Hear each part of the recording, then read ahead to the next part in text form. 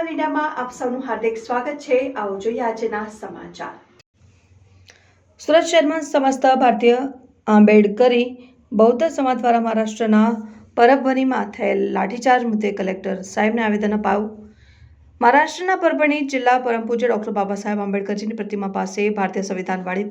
પ્રતિકૃતિમાં અજાણ્યા ટીખળખોર ઇસમો દ્વારા વિટંબણા કરાતા તે બનાવમાં રોષે ભરાયેલા આંબેડકરી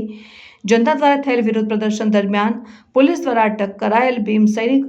સોમનાથ સૂર્યવંશી નાઓનું પોલીસ કસ્ટડી દરમિયાન મોત થયેલ હોય અને જેથી કરીને પોલીસ દ્વારા ભીમ સૈનિક સોમનાથ સૂર્યવંશી નાઓનું કસ્ટોડિયલ ડેથ હત્યા થયેલ હોય અને જે બાબતે પોલીસ પ્રશાસન દ્વારા ઢાંક પીછોડા અને આંખ આડા કાન કરવાની પ્રવૃત્તિ કરીને પોતાની છાપ લાજ બચાવવા ગેરકાયદેસર રીતે સદર હત્યાના બનાવમાં મિસગાઈડ કરી હત્યાના કાવતરાને દબાવવા અને તે બાબતે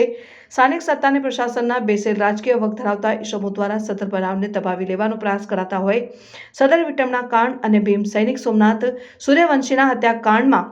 સામેલ દોષિત તમામ પોલીસ ઇસમો તથા પડદારી પાછળ રહી રાજકીય વ્યક્ત ધરાવીને સદર હત્યાકાંડને દબાવવાનો પ્રયાસ કરનાર તમામ ઇસમો વિરુદ્ધ ઉચ્ચ સ્તરીય બિન પક્ષપાતી ન્યાયિક સમિતિનું ગઠન કરીને ન્યાયિક તપાસ કરી દોષિતો સામે એટ્રોસિટી એક્ટ અને હત્યાના ગુનાની ન્યાયિક કાર્યવાહી ચલાવીને દોષિતોને ફાંસીની સજા થાય તેવી ન્યાયિક કાનૂની કાર્યવાહી કરવા અને તે ઉપરાંત નીચે જણાવેલ 5 મુદ્દાના માંગણીઓ પર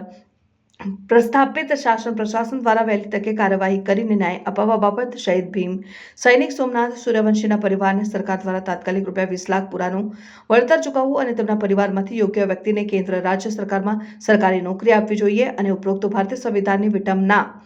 કરવાના બનાવમાં સામેલ તમામ ટીખલખોર આરોપીઓ સામે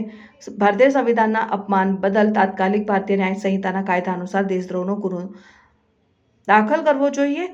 reporter Rajubhai Sukhadia, news 7 India.